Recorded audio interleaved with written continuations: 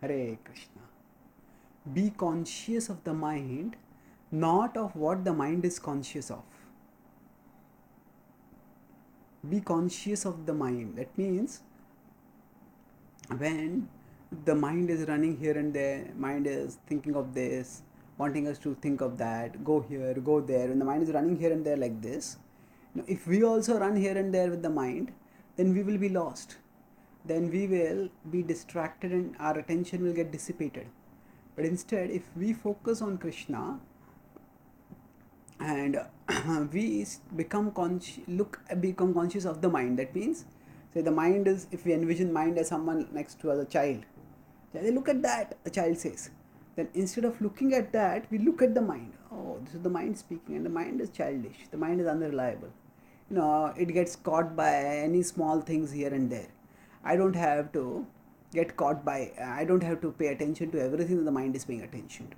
If we think like this objectively, then we will not get carried away by the mind. Instead, we will focus on constructively channelizing our energy and moving onwards towards constructive work. So yato nischalati manaschanchalam astiram tastato niyam yaitad atmanyeva vasham nayed.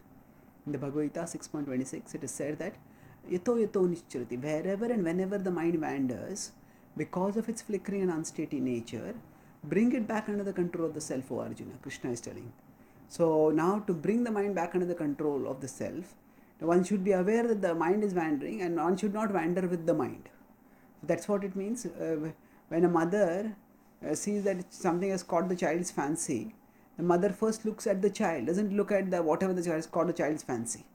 The mother doesn't get involved in any small trivial thing that may catch the child's fancy. Mother keeps an eye on the child, and in that way the mother protects the child and keeps the child under discipline. The mother doesn't get caught up in all the trivial things the child gets caught up in. So similarly, we should be like the mother and keep our mind under control. And one of the best ways to not get caught in the small things that the mind gets caught up in is by staying caught in big things. The ultimate big thing is Krishna. So if we hear Krishna's glories, fill our mind with thoughts of Krishna and how to serve him, then that focus on the big thing will help us remember that everything else is, as compared to Krishna, small, and nothing is worth giving up Krishna to nothing. So as compared to Krishna, everything is small, and thus by being aware of the big thing, we will not get too carried away by the small things which carry away the mind, and we will be able to be conscious of the mind and bring the mind back under control when it tends to go out of control. Thank you. Hare Krishna.